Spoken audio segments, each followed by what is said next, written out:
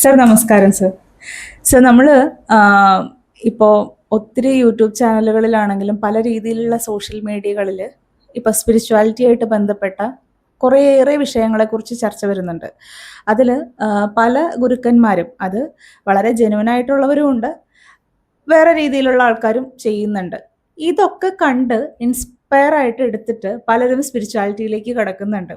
അപ്പോൾ ഇതിന് കുറേ അപകടവശങ്ങളും ഉണ്ട്.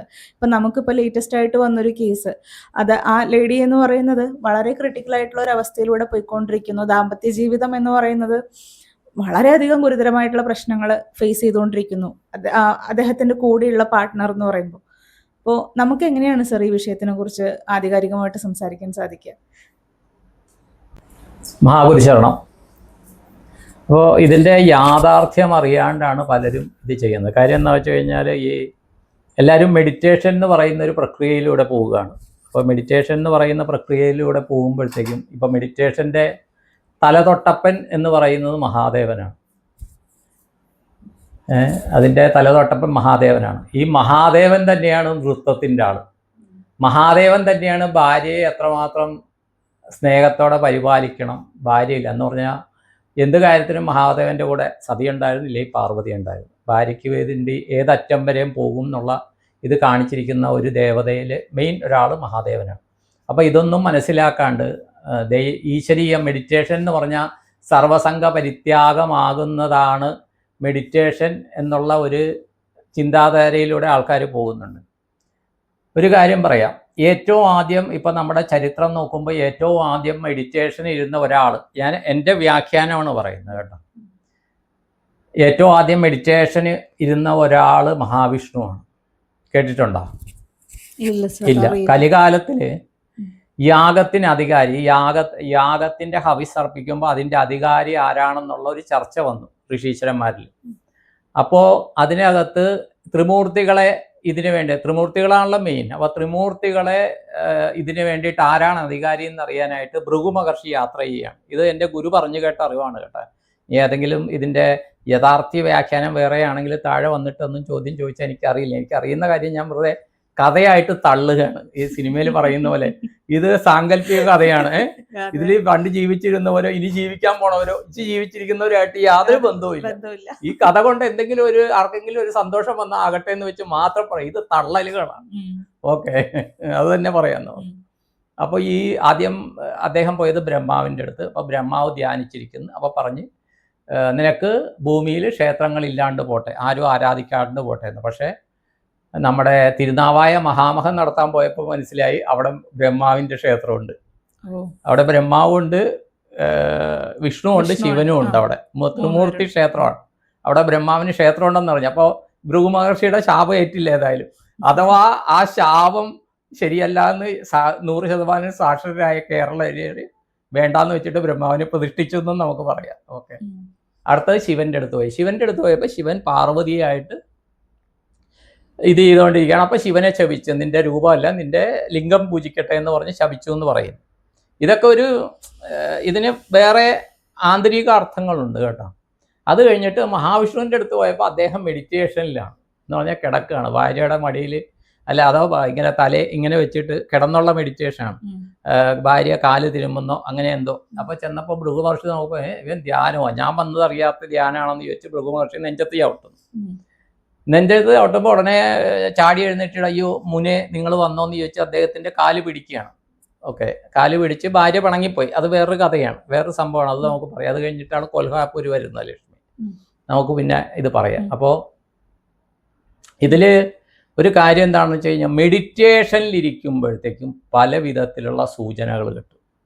ഇതാണ് ഞാൻ ഈ മെഡിറ്റേഷൻ അല്ലെങ്കിൽ ഇത് പഠിച്ചപ്പോൾ ആദ്യമായിട്ട് ഒരു സാധാരണ എന്ന് പറഞ്ഞാൽ, നമ്മളിപ്പോൾ വിഷ്ണുവിനെ ആരാധിക്കണം എന്താണെന്ന് വെച്ച് കഴിഞ്ഞാൽ, വിഷ്ണു സ്ഥിതികാരകനാണ്. നമ്മളിപ്പോൾ ഒരു ഭൗതിക ജീവിതത്തിൽ ജീവിക്കുകയാണ്. അപ്പോൾ ഭൗതിക ജീവിതത്തിൽ ജീവിക്കുമ്പോൾ നമ്മൾ ആരാധിക്കേണ്ട ഒരു ദേവത ലക്ഷ്മി നാരായണനാണ്. കാര്യം ലക്ഷ്മി ചക്രം ഇല്ലാണ്ട് പരിപാടിയൊന്നും നടക്കില്ല. മെഡിറ്റേഷൻ ക്ലാസ്സിന് പോകണമെങ്കിലും ചക്രം വേണം, പൂജ ചെയ്യണമെങ്കിലും ചക്രം വേണം, തീർത്ഥാടനം ചെയ്യണമെങ്കിലും ചക്രം വേണം. അപ്പോൾ ഈ മെഡിറ്റേഷൻ ഇരിക്കുമ്പോൾ ഭൃഗു മഹർഷി വരും, നെഞ്ചത്ത് ചവിട്ട് കൊള്ളുമെന്നൊക്കെ മഹാവിഷ്ണു തന്നെ തെളിയിച്ച് തന്നിട്ടുണ്ട്. ഇത് എൻ്റെ ഗുരു ബ്രഹ്മശ്രീ കൃഷ്ണൻ പ്രാന്തിരി തിരുമേനി പറയാറുണ്ട്, ഏട്ടിലെ പശു പുല്ല് തിന്നുകയില്ല. അപ്പോൾ എവിടെയെങ്കിലും എന്തെങ്കിലും കണ്ടു എന്ന് വെച്ച് ദയവ് ചെയ്ത് ആരും അത് അനുകരിക്കാണ്ടിരിക്കുക. നമ്മൾ മൗനമായിട്ടിരിക്കുമ്പോൾ നമ്മുടെ അടുത്ത് പല കാര്യങ്ങളും സമ്മതിക്കും. അത് ഇത് പഠിപ്പിച്ചത് ഹിപ്നോട്ടിസത്തിൻ്റെ അശോക് നാരായൺ സാറാണ്. കാര്യം പ്രപഞ്ചത്തെ മനസ്സിലാക്കണമെങ്കിൽ നമ്മൾ മൗനമായിട്ടിരിക്കുക. ആ മൗനമായിട്ടിരിക്കുമ്പോഴത്തേക്കും പ്രപഞ്ചം പല രീതിയിൽ നമ്മളോട് സംവദിക്കുന്നുണ്ട്.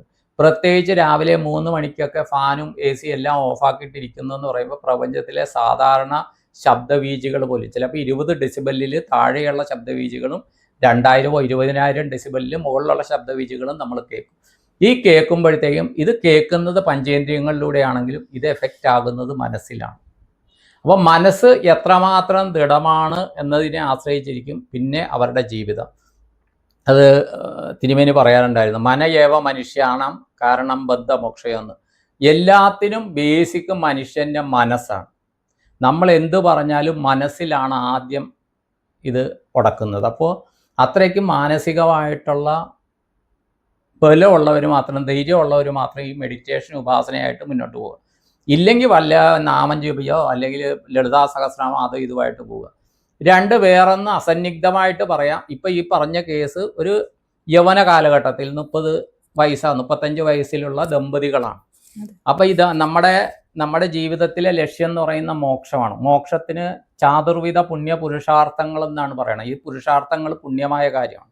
അത് ധർമ്മം, അർത്ഥം, കാമം, മോക്ഷമാണ്. ധർമ്മത്തിലൂടെയുള്ള ജീവിതം, ധർമ്മത്തിലൂടെയുള്ള അർത്ഥസമ്പാദന, ധാർമ്മികമായിട്ടുള്ള കാമസാധന. കാമസാധന എന്ന് പറഞ്ഞാൽ, കാമം എന്ന് പറഞ്ഞാൽ സെക്സ് എന്നുള്ള അർത്ഥം മാത്രമല്ല, നമ്മുടെ ആഗ്രഹങ്ങളെല്ലാം, ഒരു വീട് വാങ്ങണം, വണ്ടി വാങ്ങണം, കല്യാണം കഴിക്കണം, എല്ലാ കാര്യങ്ങളും കാമം എന്നുള്ള ആഗ്രഹം എന്നുള്ള ഇതിൽ വരും. ഈ മൂന്നും ചെയ്താൽ മാത്രമേ മോക്ഷം എന്നുള്ള തലം വരുള്ളൂ. മഹാബലി ശരണം കണ്ടിന്യൂ ചെയ്യുകയാണ്. ഇത് കട്ട് ചെയ്ത് കണ്ടിന്യൂ ആകുകയാണ്. ഇത് പറഞ്ഞു വന്നപ്പോൾ കാമം എന്ന് പറഞ്ഞു വന്നപ്പോഴത്തേക്ക് ഈ കർട്ടൻ വീണു പുറകിൽ. ഞങ്ങൾ ഇവിടെ കണ്ണാടി ഉണ്ടായിരുന്നത് കർട്ടൻ സെറ്റ് ചെയ്തതാണ്. അപ്പോൾ അതിലെ ആ കാമം എന്ന് പറഞ്ഞാൽ ഞാൻ പെട്ടെന്ന് ഓർത്തത്, ഏറ്റവും കൂടുതൽ കാമകേളികളിൽ ഏർപ്പെടുന്ന ദേവതയെന്ന് പറയുന്നത് ശിവനും പാർവതിയാണ്. അത് ഞാൻ ഇങ്ങനെ മനസ്സിൽ വിചാരിച്ചു കേട്ടോ. എന്നിട്ടാണ് ഞാൻ സംസാരിക്കുന്നുണ്ടായിരുന്നത്. അപ്പോൾ ഇത് ഒരു പക്ഷേ അതിൻ്റെ ഇതാവും. അപ്പോൾ നമ്മുടെ ശാരീരികമായ ആവശ്യങ്ങൾ, ശരീരത്തിന് തൃപ്തിയായാൽ മാത്രമേ മനസ്സ് നമുക്ക് നമ്മൾ ആഗ്രഹിക്കുന്ന പോലെ തലത്തിലേക്ക് കൊണ്ടുപോകാൻ പറ്റുള്ളൂ. അപ്പോൾ ഈ 30, 35 അല്ലെങ്കിൽ 40, 50 വയസ്സ് വരെ, 50 വയസ്സ് കഴിഞ്ഞാൽ പിന്നെ മെനപ്പോസായി, ആണുങ്ങളും ഇതായി, ആ ഒരു രീതിയിലേക്ക് പോകും. അപ്പം അതിനുള്ളിൽ നമ്മുടെ ശാരീരിക ആവശ്യങ്ങൾ നിറവേറ്റുക. അതിന് ഒരിക്കലും മെഡിറ്റേഷനാണ്, അത് ഇതാണ്, ഭർത്താവിൻ്റെ അടുത്ത് ഇരിക്കരുത്, അല്ലെങ്കിൽ ഭാര്യയുടെ അടുത്ത് ഇരിക്കരുത്, കുട്ടികളെ കളിപ്പിക്കരുത്, കുട്ടികളുമായിട്ട് ടൂറിന് പോകരുത്, അല്ലെ പാർക്കിൽ പോകരുത്, സിനിമ കാണാൻ പോകരുത് എന്ന് പറയുന്നതൊക്കെ ശുദ്ധ വിഡ്ഢിത്തമാണ്. മനുഷ്യൻ്റെ ഈ കംപ്ലീറ്റ് ലൗകിക ഭൗതിക ആഗ്രഹങ്ങൾ സാധിച്ചിട്ട് മാത്രമേ ആത്മീയ ആഗ്രഹത്തിലേക്ക് കടക്കാവുള്ളൂ. ഇത് ബാലൻസ് ചെയ്ത് കൊണ്ടുപോകണം. ഇതല്ലാണ്ട് ഇത് ചെയ്താൽ അതുകൊണ്ട് ഒരു മെഡിറ്റേഷനിൽ ഒന്നും നേടാൻ പോകുന്നില്ല. ഒരു മെഡിറ്റേഷൻ നേടാൻ പോകുന്നില്ല. രണ്ടാമത്തെ കാര്യം എന്താണെന്ന് വെച്ച് കഴിഞ്ഞാൽ, ഇതിൻ്റെ എല്ലാത്തിൻ്റെയും ഒരു താന്ത്രിക വശമുണ്ട്. താന്ത്രിക വശം നമ്മുടെ ഭാരതത്തിൽ നോക്കിയാൽ ഏറ്റവും വലിയ താന്ത്രിക വശമാണ് സ്ത്രീ പുരുഷ ബന്ധം. ഇപ്പോൾ ഈ ഞങ്ങളുടെ അടുത്ത് ഈ കാര്യം പറഞ്ഞ വ്യക്തി, അവർ ഇപ്പോൾ കടന്നു പോകുന്ന, ആ ഫാമിലി കടന്നു പോകുന്ന ട്രോമ അറിയാവുന്നുള്ളത് കൊണ്ടാണ് ഇത്രയും ഓപ്പൺലി പറയുന്നത്. ഇപ്പോൾ ഇത് ചെയ്യുമ്പോൾ ഗായത്രി എന്നെ ഇൻ്റർവ്യൂ ചെയ്യുന്നു. ഇവിടെ ഗായത്രിയുടെ ഭർത്താവ് സുനിലും ഇരിപ്പുണ്ട് കേട്ടോ. അതും ഞാൻ പറയാം. അതിൻ്റെ താഴെ വന്നിട്ട് ആൾക്കാർ ഇത് പറയും. എനിക്ക് ശരിക്കും പുരുഷന്മാരോട് ഇത് സംസാരിക്കുകയാണ് ഇഷ്ടം. സുനിലും ഉണ്ട് ഇവിടെ. സുനിലും ഒന്ന് വാ, ആൾക്കാർ കാണട്ടെ. അല്ലെ പിന്നെ അതിനും സംശയിക്കുന്ന ആളാണ്. ഇതാണത് ഗായത്രിയുടെ ഭർത്താവ് സുനിൽ കേട്ടോ. എന്നിട്ടാണ് ഞാൻ പറയണത്. അപ്പോൾ ഈ നമ്മുടെ ജീവിതത്തിലെ നമ്മൾ ചെയ്യുന്ന താന്ത്രികതയാണ് സ്ത്രീ പുരുഷ ബന്ധം. ദയവ് ചെയ്ത് മനസ്സിലാക്കുക. അത് നിങ്ങൾ ഒരാളെ വിരക്തി, ഒരാളെ അതിനെ അവഗണിച്ചുകൊണ്ട്, പുരുഷനാകട്ടെ സ്ത്രീ ആകട്ടെ, ആത്മീയതയിൽ ഒന്നും എത്താൻ പറ്റുകയില്ല. അല്ലെങ്കിൽ ചെറുപ്പം തൊട്ടേ നിങ്ങൾ പ്രപഞ്ചയോഗം വന്നിട്ട് സന്യാസം എന്നുള്ള ഒരു തലത്തിലേക്ക് പോയി ഇതിനോട് ആസക്തി ഇല്ലാണ്ട് വിരക്തി, ഈ വൈകാരിക വിരക്തി വരും. ഒന്നിനോടും ആഗ്രഹമില്ലാത്തൊരു ജന്മം നമ്മളിൽ വരും. ആ ഹോർമോൺസ് ഒന്നും വർക്ക് ചെയ്യാത്ത രീതിയിൽ ആ ജന്മം വന്നു കഴിഞ്ഞാൽ ഓക്കെ. അല്ലാണ്ട് ഒരാഗ്രഹം വന്ന് ജാതകം നോക്കി കല്യാണം കഴിച്ച് ഭർത്താവായി, ഭാര്യയായി, 2 മക്കളായി, ഇതൊക്കെ കഴിഞ്ഞപ്പോൾ ഏതോ ഒക്കെ യൂട്യൂബ് കണ്ട് ഇപ്പം ആത്മീയമാകും, ഞാൻ ഇപ്പം മെഡിറ്റേഷനിൽ പോകുമെന്ന് പറഞ്ഞാൽ ഒന്നും നേടാൻ പോകുന്നില്ല. എഴുതിത്തരാം. അതാണ് സത്യം. അതുകൊണ്ട് മെഡിറ്റേഷൻ ഒരു ഉപാസനകളും നമ്മുടെ ജീവിതത്തെ ബാധിക്കരുത്. ലൗകിക ഭൗതിക ജീവിതത്തെ ബാധിക്കുന്നതൊന്നും ഉപാസനകളല്ല, മെഡിറ്റേഷൻ അല്ല. അതുപോലെ മെഡിറ്റേഷൻ എന്ന് പറയുന്നതിന് സമയക്രമങ്ങളില്ല. ഓക്കെ, 3:30 മണിക്ക് ഇത് എന്താണ് ബ്രാഹ്മമുഹൂർത്തം എന്നൊക്കെ പറയുന്നുണ്ട്, ചെയ്യാവുന്നവർ മാത്രം ചെയ്യുക. ലേഡീസിനെ സംബന്ധിച്ചിടത്തോളം അവരുടെ ജീവിതം, അവരുടെ മോക്ഷദായകമായ ജീവിതം എന്ന് പറഞ്ഞാൽ അവരുടെ സാധാരണ ജീവിതം തന്നെ, ഭർത്താവുടെയും മക്കളുടെയും കാര്യം നോക്കി അവർ വിളക്ക് കൊളുത്തിയിട്ട് അമ്മയെ ദേവി രക്ഷിക്കണേ എന്ന് പറഞ്ഞു കഴിഞ്ഞാൽ അത് 1 കൊല്ലം തപസ്സിരിക്കണേന്ന് തുല്യമാണ്. ദയവ് ചെയ്ത് മനസ്സിലാക്കും. കാര്യം അതുകൊണ്ടാണ് ഈ സ്ത്രീ ജന്മം കിട്ടിയ, ഞാൻ മിക്കപ്പോഴും പറയുന്നുണ്ട്, സ്ത്രീ ജന്മം പുണ്യജന്മം എന്ന് സീരിയൽ ഉണ്ടായിരുന്നു. പക്ഷേ സത്യം എന്താണെന്ന് വെച്ച് കഴിഞ്ഞാൽ ജീവിതത്തിൽ വളരെയധികം സ്ട്രഗിൾ ചെയ്യുന്നത് സ്ത്രീകളാണ്. ഇതിൻ്റെ ഒരു ഉദാഹരണം പറയാം.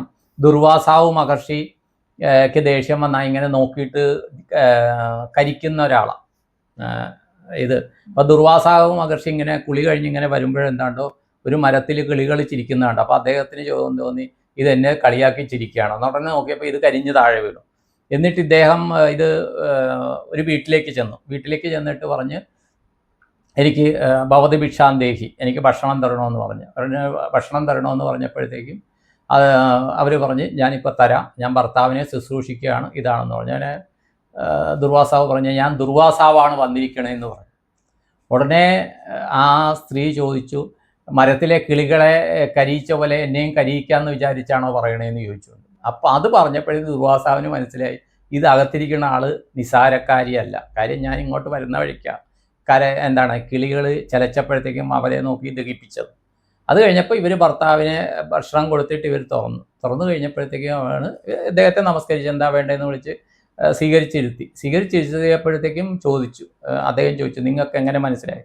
പറഞ്ഞാൽ എനിക്കൊരു സിദ്ധിയില്ല, ഞാൻ ചെയ്യുന്ന എൻ്റെ ഡ്യൂട്ടി ഞാൻ ചെയ്യുന്നു, എൻ്റെ ഭർത്താവിനെ പരിപാലിക്കുക. ഭർത്താവിന് ഭക്ഷണം കൊടുത്തത് അത് കംപ്ലീറ്റ് ചെയ്യുക എൻ്റെ ആദ്യത്തെ ധർമ്മമാണ്. അത് കഴിഞ്ഞിട്ടേ ദൈവം പോലും വന്നാലും ഞാൻ നോക്കേണ്ട കാര്യമാണ്. അപ്പോൾ അങ്ങ് ദുർവാസാവാണെന്ന് പറഞ്ഞപ്പോൾ എന്നെ ദൈവം മനസ്സിലാക്കി, ഇദ്ദേഹം കിളീനെ കത്തിച്ചിട്ട് വന്ന വരുവാണെന്ന് മനസ്സിലാക്കി. അപ്പോൾ എപ്പോഴും നോക്കുക സ്ത്രീകളുടെ അഥവാ പുരുഷന്മാരുടെയും ധർമ്മം ഫാമിലിയെ നോക്കുക. അതിൻ്റെ ഒപ്പം മെഡിറ്റേഷൻ സാധിക്കുമെങ്കിൽ എല്ലാ വിധത്തിലുള്ള ആഗ്രഹങ്ങളുമായിട്ട് രണ്ടുപേരും ഇരുന്ന് മെഡിറ്റേഷൻ ചെയ്യുക. അതാണ് ഏറ്റവും എഫക്റ്റ്. ഇത് പലർക്കും ഒരു പ്രചോദനമാകട്ടെ എന്ന് ഓർക്കുകയാണ്. കാര്യം എൻ്റെ അനുഭവങ്ങളിലൂടെയാണ് ഞാനിത് പറയുന്നത്. ദയവ് ചെയ്ത് മനസ്സിലാക്കുക. എല്ലാവർക്കും നന്ദി, നമസ്കാരം.